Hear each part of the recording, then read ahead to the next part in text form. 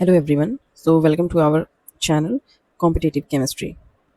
आज का टॉपिक है एटॉमिक स्ट्रक्चर। पिछले वीडियो में आपने देखा था कि मैंने मूल कॉन्सेप्ट्स के कुछ फार्मूलाज को डिस्कस किया था, ऑलमोस्ट सभी फार्मूलाज को डिस्कस किया था। ठीक है, तो आज हम डिस्कस करेंगे एटॉमिक स्ट्रक्चर के सारे फार्मूलाज को। ठीक है, तो सबसे पहले यहाँ पर आप देखेंगे तो एटॉमिक स्ट्रक्चर टॉपिक है, और यहाँ पर मैंने एक चार्ट बना रखा है जिसमें आप देखेंगे कि इलेक्ट्रॉन, प्रोटॉन, न्यूट्रॉन की बात हो रही है। ठीक है, जिसमें इलेक्ट्रॉन का चार्ज, मास क्या है, प्रोटॉन का और न्यूट्रॉन का डिस्कस किया हुआ है। ठीक है, ये हमें न्यूमेरिकल्स में कभी कभी पूछ लेता है, तो वहाँ पर हमें इन वैल्यूज़ को पुट करके सॉल्व करने में ईजी होता है। ठीक, तो फर्स्ट ऑफ ऑल हम ये देखेंगे कि यहाँ पर इलेक्ट्रॉन पे जो चार्ज होते हैं 1.-1.6 इंटू 10⁻⁻19 कूलॉम होता है। C indicates coulomb which is unit, and proton का भी सेम चार्ज होता है, न्यूट्रॉन पे जीरो चार्ज होता है। ठीक है, जबकि मास को अगर हम देखेंगे तो इलेक्ट्रॉन एंड न्यूट्रॉन जबकि मास जो होता है वो 9.1 इंटू 10⁻31 kg होता है, और प्रोटॉन जो है वो 1.66 इंटू 10⁻27 kg है। ठीक है, न्यूट्रॉन के लिए भी सेम जो मास है वो प्रोटॉन के ही बराबर है, 1.66 इंटू 10⁻27 kg। ठीक है, तो ये तो हो गया कि आपके चार्ज और मास क्या है इलेक्ट्रॉन, प्रोटॉन, न्यूट्रॉन के लिए। नेक्स्ट हम देखेंगे वेवलेंथ। वेवलेंथ को हम रिप्रेजेंट करते हैं लैम्डा से। ठीक है, और इसको हम किस किस यूनिट में रिप्रेजेंट कर सकते हैं। तो फर्स्ट हो गया micrometre, nanometre, angstrom, picometre, femtometre, millimetre and metre. Okay, so 1 micrometre equal to होता है 10⁻⁻6 metre, 1 nanometre equal to 10⁻⁻9 metre, 1 angstrom equal to 10⁻10 metre, 1 picometre equal to 10⁻12 metre, 1 femtometre equal to 10⁻15 metre, 1 millimeter equal to 10⁻³ metre and 1 metre equal to 100 centimetre. Okay, next है wave number. ठीक है, wave number को समझने से पहले हम next page पे समझ लेते हैं व्हाट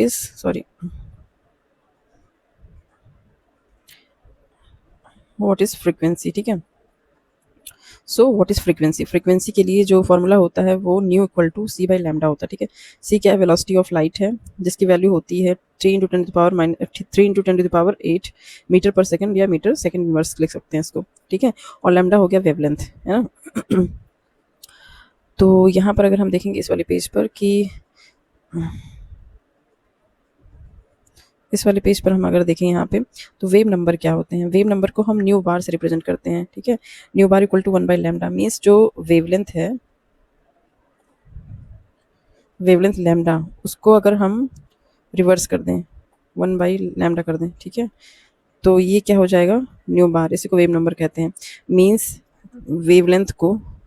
वेवलेंथ लैम्डा को अगर हम रिवर्स लिख दें तो ये हो जाएगा न्यू बार, जिसको हम बोलते हैं वेव नंबर। ठीक है, तो उसका फॉर्मूला हो जाएगा nu bar equal to 1 by lambda.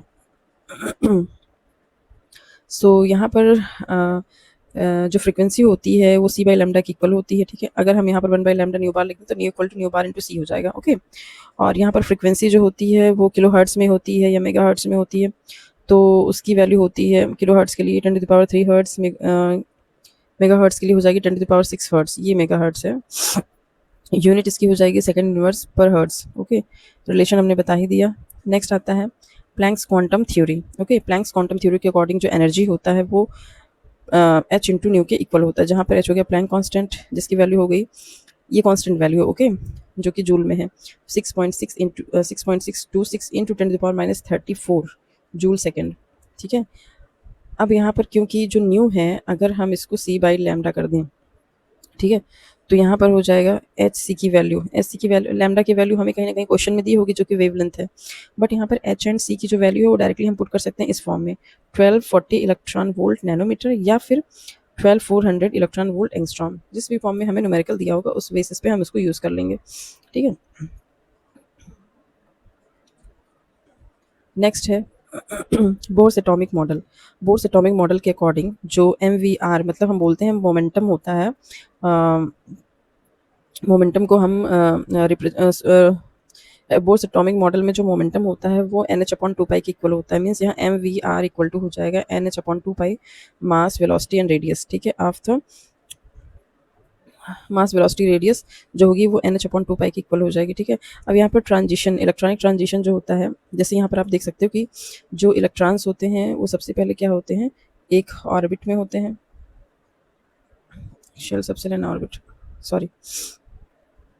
तो यहाँ पर देख सकते हैं कि जो इलेक्ट्रॉन्स होते हैं वो एक शेल में रहते हैं, शेल एक सब सेल होता है, सेल फिर सेल के अंदर एक ऑर्बिट होता है, ठीक है। इस ऑर्बिट में इलेक्ट्रॉन होते हैं, ठीक। तो इलेक्ट्रॉन का जो एक एक एनर्जी लेवल से दूसरे एनर्जी लेवल में ट्रांजिशन होता है, ठीक है। एक एनर्जी लेवल से दूसरे एनर्जी लेवल में ट्रांजिशन होता है, वो क्या हो गया, डेल्टा ई।